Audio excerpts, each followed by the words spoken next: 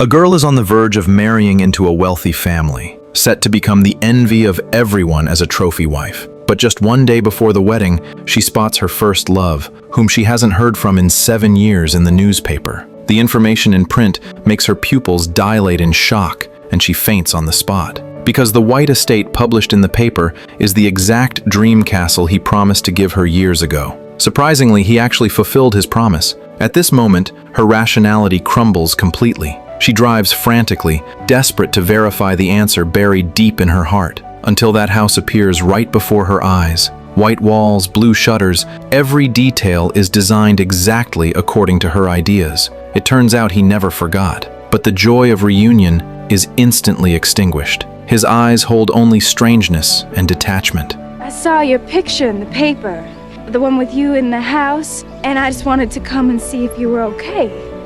She speaks incoherently, while he remains silent the whole time. I'm a stupid woman, I shouldn't have come. But then, her car refuses to start. Just when she is at her most embarrassed, he suddenly approaches. You want to come in? Okay.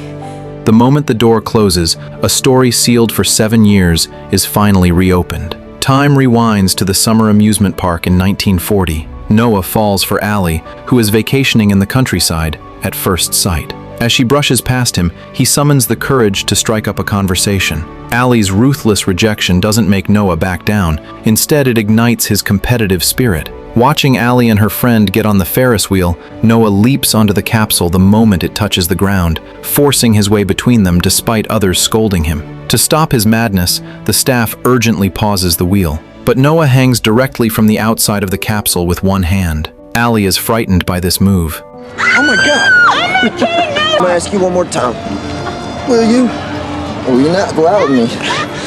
Okay, fine, I'll go out with you. A successful Noah grins, but Allie's revenge comes fast and hard. She yanks down his pants in public, leaving him red-faced under the gaze of the entire crowd. You're not so cocky now. The meeting of these two mad souls creates a bond for life. The next day, Noah blocks her path, demanding Allie fulfill her promise to go on a date with him. Allie raises an eyebrow, pretending to have amnesia, but Noah doesn't yield an inch. His dirty work clothes are covered in sawdust, but his eyes carry an unconcealable sincerity, which actually moves Allie, who is used to sweet talk. A friend sees through their thoughts and brings them together under the guise of watching a movie. In the dark theater, the couple next to them is intimate. Noah's eyes are full of longing, yet he maintains a sense of propriety. This restraint makes Allie completely let down her guard. During a walk, she finally pours out her heart. Although her family is rich, she lives like a marionette, her days filled with various lessons. Even watching a movie is a luxury. Every step she takes is planned by her parents. Noah's words hit the softest part of her heart. The next second, Noah does something that makes her heart stop. He lies directly in the middle of the road, watching the traffic lights change. He invites Allie to lie down too. After 3 seconds of hesitation, Allie lies down out of spite. The world suddenly goes quiet, leaving only their heartbeats. What happens if a car comes? You die. Just as he finishes speaking, a piercing horn sounds. They scramble to the roadside, laughing to tears, looking at each other. Why are you laughing? Oh, that was fun. You want to dance with me? Sure. Noah takes her hand again and returns to the center of the road. Humming an off-key tune, they dance a waltz of love. It turns out that the best love isn't about matching social status, but about someone willing to break all the rules with you and accompany you in doing crazy things. In your uptight life, they tear open a hole of freedom, letting you find that smiling version of yourself. From this night on, they fall completely in love. Allie is no longer the high and mighty rich girl. Wearing a simple dress, she squats at the lumber mill entrance waiting for Noah to get off work. They ride bikes with friends through country roads. They eat ice cream on the street without a care, laughing like two children who haven't grown up. Allie even walks into Noah's humble home, listening to his father tell stories and staying for breakfast. Even if he doesn't have 2 pennies to rub together in his pocket. Even if their family backgrounds are worlds apart, in love, none of this matters. By the seaside, Allie looks at the sky and speaks. You think in another life I could have been a bird? Only like this can she truly escape her arranged life. With Noah's encouragement, she learns to drive, watches tap dancing, and even challenges herself to dive, something she never dared to try. They fight every day, yet turn around and make up, loving each other crazily as their only mutual understanding. However, reality's slap always comes unexpectedly. When Allie returns late, her father is already waiting at the door, the air instantly freezing. Her father demands to meet Noah, inviting him to dinner on the weekend. This seemingly peaceful gathering is actually a trap. The table is full of guests in white suits. Only Noah wears a washed-out black t-shirt, looking particularly jarring. This isn't just a contrast in clothing, but a head-on collision of two social classes. A friend asks what Noah does. I work at the lumberyard with Finn. How much do you make at your job? How much money do I make? Noah struggles to maintain his dignity, but in the eyes of these rich people, his 40-cent wage is simply a joke. And a sentence from Allie's mother, Anne, directly shatters Noah's fantasy. But Allie's going to Sarah Lawrence. Didn't she tell you? At that moment, the light in Noah's eyes seems to dim a bit, but the blindness of love makes them temporarily ignore the class divide. On the lake, they splash water and laugh, as if being together can defy the whole world. But on the shore, Allie's parents stare at them like predators eyeing prey. That child's got too much spirit for a girl of her circumstance. No, he's just son of love. Trouble. Anne's words were not a reprimand for their behavior, but a death sentence for their relationship. That night, Noah takes Allie to the dilapidated Windsor plantation. Here, they outline their future home. I want a white house with blue shutters and a room overlooking the river so I can paint. I want a big old porch that wraps around the entire house. We can drink tea and watch the sun go down. They embrace tightly. In this moment, class, wealth, and distance vanish. But just as they are immersed in their dreams, Noah's friend rushes in, gasping for air. It turns out Allie's parents are going crazy looking for her, even alerting all the police in town. At 2 a.m., Allie returns home to her parents' interrogation. I'm fooling around with that boy till 2 o'clock in the morning, and it has got to stop. I didn't spend 17 years of my life raising a daughter and giving her everything so she could throw it away on a summer romance. Daddy, she will wind up with her heart broken or pregnant. Noah hears everything clearly from the living room. Even harsher insults follow. Boy, but he's what? he is what? trash, not for you. Allie resists hysterically. I love him. You are 17 years old. You don't know anything about love. Oh, and you do? You don't look at Daddy the way I look at Noah. You don't touch or laugh. You don't play. You don't know anything about love. Noah? After speaking, she rushes out to find Noah. But what she sees isn't a determined look, but his retreating back. Because of poverty, inferiority, and feeling he can't give her a future. Faced with Allie's request to go to New York with her, he can't give an answer. At that moment, Allie panics. She thinks she's being abandoned. To protect her last bit of dignity, she says the cruelest words. Okay, it's over. I hate you. I hate you. Don't touch me. But watching Noah actually turn and leave, she breaks down crying. Who is more responsible for this relationship's rupture? Is it Noah's inferiority and retreat, the parents' suppression, or the young and arrogant Allie, who doesn't understand communication? When Allie wakes up, the world has changed. Her parents have packed their bags to end the vacation early. Allie resists desperately, but her mother's attitude is terribly tough. Now, even if Aaron has to throw you over his shoulder and drag you the whole way, you're going. Unwilling to give up, she runs to the lumber mill to find Noah, wanting to explain yesterday's insincere words. But fate plays a huge joke. Noah happens to be out on a delivery. Finn comforts her. Just like that, Allie leaves the town with regrets. When Noah learns she came, he rushes to Allie's house like a madman, only to see an empty house and closed doors. That summer, they loved passionately, but lost thoroughly. Noah falls into despair. From the day Allie left, he writes a letter every day for a whole year. 365 letters, each filled with longing and regret. But he doesn't know that these letters are all intercepted and hidden by Allie's mother. A year passes, and hearing nothing, Noah thinks Allie has really moved on. He writes a final farewell letter, then takes his broken heart and heads to Atlanta with his friend. But fate isn't done joking yet. War breaks out, and Noah enlists and goes to North Africa. In a tragic attack, Finn sacrifices himself to cover Noah. At that moment, Noah's world collapses completely. Love cut off by his own hands, friendship torn apart by war. This damn fate is truly too unfair. On the other side, Allie chooses to become a battlefield nurse. Every time she cleans a wound, she can't help wondering if Noah is bleeding on some battlefield too, until she meets the injured, handsome officer Lon. You weren't wearing a ring. And I was wondering if I could take you out. His directness stuns Allie, reminding her of that reckless boy in the amusement park years ago. 3 months later, a recovered Lon waits for her on campus in a crisp uniform. His personality is so much like the young Noah, making Allie gradually fall for him. Lon has a distinguished family background, is humorous and mature, and has a great war record. He perfectly fits all of Allie's parents' standards and is the ideal husband in everyone's eyes. He takes out a diamond ring. I love you. Marry me. Make me the happiest man in the world. She agrees with immense determination, but the moment she puts on the ring, Noah's face flashes through her mind. Soon, Noah returns from the war. His father, knowing he still thinks about that estate, secretly sells their old house and hands the check to his son. Get what? Your dream house, the Windsor Plantation. Noah takes the money, happily preparing to buy building materials, but sees that familiar figure on the street. Ignoring the speeding bus, he jumps off and chases madly. But the scene before him breaks his heart to the point of suffocation.